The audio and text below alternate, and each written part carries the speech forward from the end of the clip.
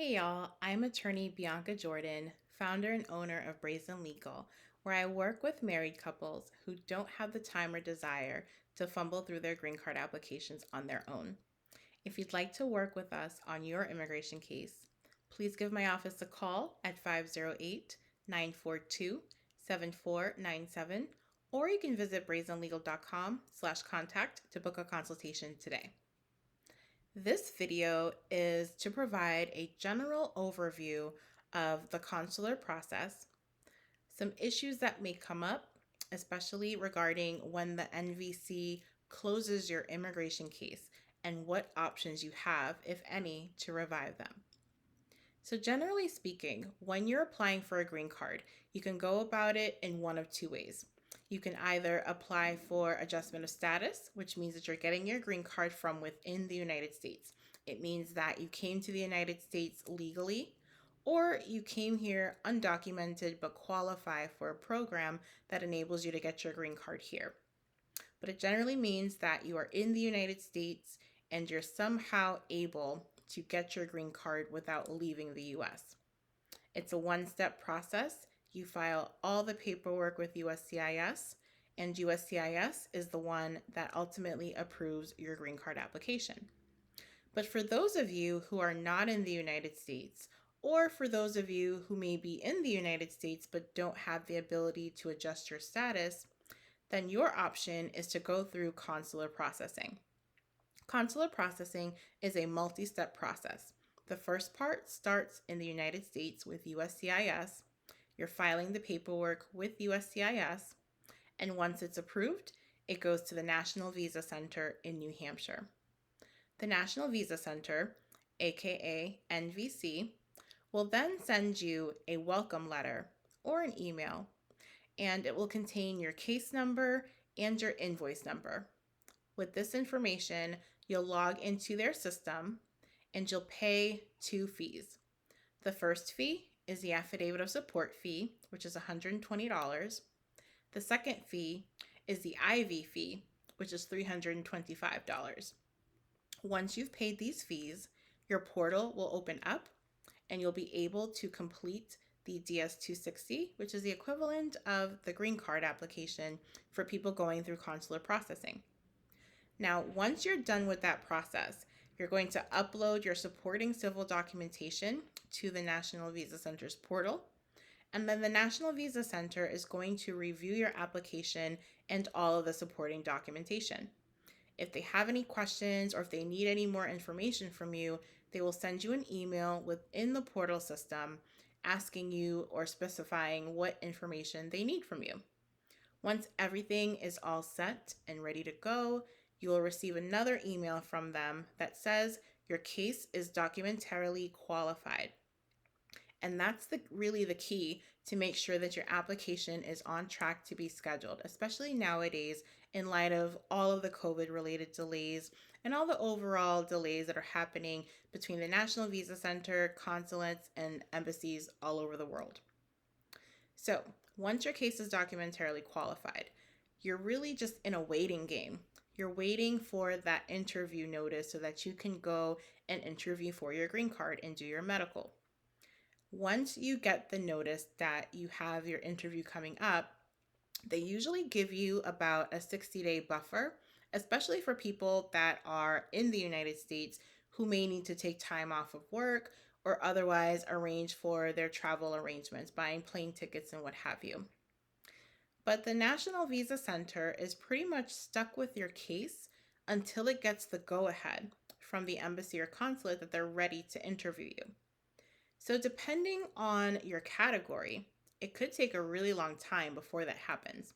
For example, right now, if you were to start the process, if you are a US citizen and you were to start the process of getting your brother or your sister a green card, right now, for most countries, it's taking about 15 years. There are other countries for which it's taking about 20 years to get a green card. In the meantime, it is up to you to make sure that you are staying in contact with the National Visa Center. You need to make sure that they have your most up-to-date contact information especially your email address, because again, they're emailing you. It's the easiest, fastest way for them to get in touch with you. So you want to make sure that they have your up-to-date contact information. In fact, the welcome letter that they send you when they create the case at the National Visa Center tells you that you have to contact them at least once a year. Otherwise, they can close your case. And I've seen it happen very often. And I will talk about what you need to do if that happens. So, contacting the National Visa Center can be done either by sending them an email, you can call them, you can also simply log into your account. For people whose cases have been pending for a really long time, for example, if you are getting a green card through your brother or your sister and it's been pending for over 10 years, chances are you might actually have to email them or call them. It's not going to be as simple as simply logging into your account. But for people who have newer cases, you can just log into your account and you should be fine. But as an extra backup, it wouldn't hurt to send them an email, and it could be something as simple as, hey, just want to make sure you have my current address, or hey, just want to see what's going on with my case. Something that simple lets them know that you're still interested in pursuing this application. We've got about 1 million cases, if not more, that are pending at the National Visa Center, and a lot of them are documentarily qualified. So if the National Visa Center is able to just close some cases that are inactive, it definitely will want to do so, and it has been doing so. In the past, they would give you a little bit of leeway, a little wiggle room. Maybe if you didn't contact them exactly within that 1 year mark, they might give you a couple months or two. But lately, I'm seeing where if you don't contact them within that year, they're very quickly, shortly thereafter, closing your case. So then what happens if they close your case? So it depends. Typical lawyer answer, but it really does depend. If your case has been pending for a really long time, and let's say you missed your 1 year deadline by a couple weeks or even a couple months or two, the National Visa Center is more likely going to reopen your case for you, or what is called reinstating your case, where they're basically reopening it. And there are some people, for example, if you are checking the status of your case and you put in your login information and the National Visa Center says that they've closed it because you didn't contact them, depending on how long is the last time you contacted them, they might be able to very quickly reinstate that. Sometimes, though, they might not get back to you for a couple months, so you put in that request and they let you know that there is no ETA as to when they'll get back to you about that case, but it's still worth doing it.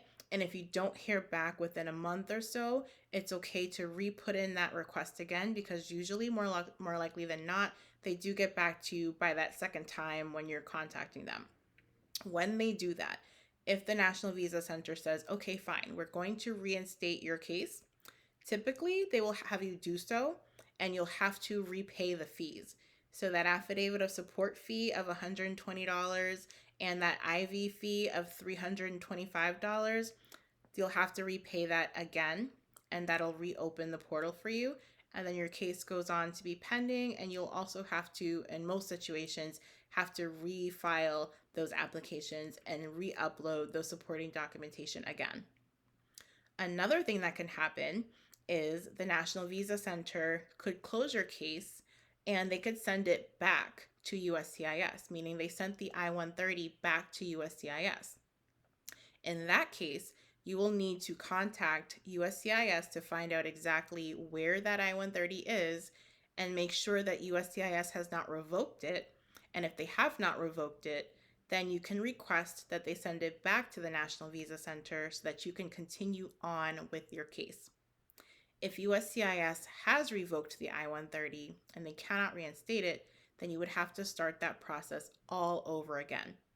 So in the case of a brother or a sister, where I've already told you that these cases are taking about 15 years minimum in order to get your sibling a green card, it's very, very important that you're keeping up to date with your case, making sure that you're contacting the National Visa Center at least once a year or logging into your account at least once a year. You can set a timer in your calendar as a reminder for you to do this, because you don't want to end up in a situation where at best you're repaying those fees, but at worst you're waiting another 15 years for your sibling to come to the United States. I hope you found this video helpful. Please visit brazenlegal.com to learn more about me, my law firm, how I can help you with your green card case. If you haven't already, please subscribe to this channel. And if you're not already, also follow me on Instagram. I'm at Brazen Lawyer, and I'm always sharing behind the scenes shenanigans of what I'm up to when I'm not lawyering. Thanks for watching.